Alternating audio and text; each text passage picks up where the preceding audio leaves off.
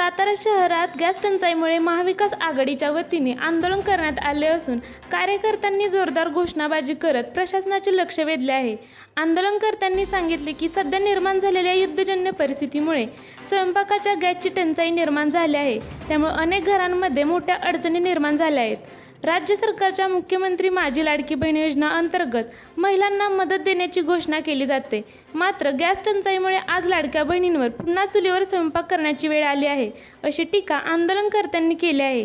गॅसचा पुरवठा तात्काळ सुरळीत करावा आणि नागरिकांची अडचण दूर करावी अशी मागणी आंदोलनकर्त्यांनी केली आहे। पाहूयात सविस्तर बातमी।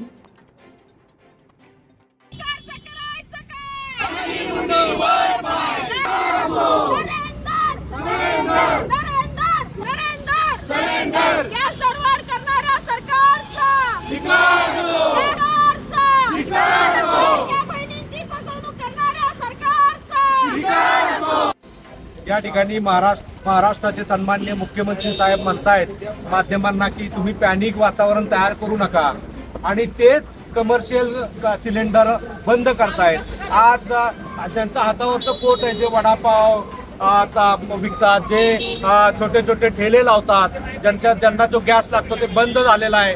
आज त्यांच्याकडे जे 5 स्टार सारखे हॉटेल्स आहेत, सातारामध्ये लेक्यू हॉटेल आहे, तुमचं फन हॉटेल आहे, प्रीती एक्झिक्युटिव्ह हॉटेल आहे, यांना जो कमर्शियल गॅस सप्लाय होतो तो का बंद होत नाही? सर, फक्त सामान्यांची पिळवणूक करण्याचं काम या ठिकाणी हे सरकार करतंय असं मला वाटतंय।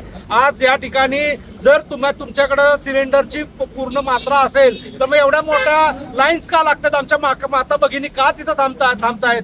हे खोटं बोलण्याचं आणि लोकांना मूर्ख बनवण्याचं काम यांनी थांबवलं पाहिजे आणि लोकांची सोय या ठिकाणी केली पाहिजे, नाही तर येणाऱ्या काळामध्ये आणखी तीव्र स्वरूपाचं या ठिकाणी आंदोलन केल्याशिवाय आम्ही राहणार नाही। काय फरक सध्या देशभर जे काय वातावरण निर्माण झालेलं आहे, युद्धजन्य परिस्थितीमुळे संपूर्ण देशामध्ये याचा परिणाम होत आहे। खरं तर अशी परिस्थिती निर्माण होत असताना केंद्र सरकारचं जे आपण म्हणू की गुप्तहेर संघटना ज्या पद्धतीनं माहिती घेत असती, खऱ्या अर्थाने हे जे युद्धजन्य परिस्थिती निर्माण होत असताना हे सरकार काय झोपलं होतं का? खऱ्या अर्थानं याचं पूर्व नियोजन करणं केंद्र सरकारचं, राज्य सरकारची ही जबाबदारी असताना एकीकडे सांगायचं आम्ही लाडक्या बहिणींच्या डोळ्यातले अश्रू पुसण्याकरिता उज्ज्वला योजना आणलेली आहे आणि दुसरीकडे आता पुन्हा एकदा आम्हाला चुलीवरती स्वयंपाक करण्याची, चुलीचा वापर करण्याची वेळ या सरकारनं आणलेला आहे। मला या निमित्तानं असा प्रश्न विचारायचा, या लाडक्या बहिणींचे अश्रू हे सरकार पुसणार का?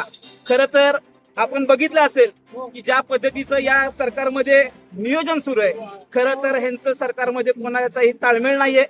खऱ्या अर्थानं अर्थसंकल्पामध्ये अनेक त्यांनी आर्थिक नियोजनाची तरतूद केल्याची जाहीर केलं, मग जनसामान्यांच्या माता भगिनींच्या सिलेंडर बद्दल अर्थसंकल्पामध्ये का तरतूद केली नाही, त्यामध्ये सबसिडी का दिली नाही, हा खऱ्या अर्थानं आजचा प्रश्न आहे। खरं तर ही एक प्राथमिकता आहे। महाविकास आघाडीच्या वतीने आज सातारा शहरामध्ये महाराष्ट्र नवनिर्माण सेना असेल, शिवसेना उद्धव बाळासाहेब ठाकरे असतील, मनसे असेल, राष्ट्रीय काँग्रेस असेल, शेकाप असेल, इतर सर्व घटक पक्ष जे आहेत, खऱ्या अर्थानं आज एकत्र येऊन हा जनतेचा एक प्रकारे रोष मांडण्याचं काम आम्ही या माध्यमातून करत आहोत। खरं तर आमची या निमित्ताने सरकारला एवढीच मागणी आहे। या निमित्ताने मी एवढंच सांगेन की फडणवीस सरकार नसून फसवणूक सरकार हे आहे। खरं तर या फसवणूक सरकारने ज्या पद्धतीचं हे ठिकाणी माता भगिनींना 1500 रुपये द्यायचे आणि 10,000 रुपये काढून घ्यायचे, ही जी सिस्टीम राबवलेली आहे, ही सिस्टीम आता सर्वसामान्य जनतेच्या लक्षात आलेली आहे। त्यामुळे येणाऱ्या काळामध्ये याचा जनआक्रोश झाल्याशिवाय राहणार नाही। या निमित्ताने मी एवढंच सांगतो, मित्रपक्ष आहेत, मित्रपक्षांची या ठिकाणी जी काय भूमिका आहेत ते मांडतील। खऱ्या अर्थाने पुन्हा एकदा या ठिकाणी फसवणूक सरकारचा जाहीर निषेध व्यक्त करतो।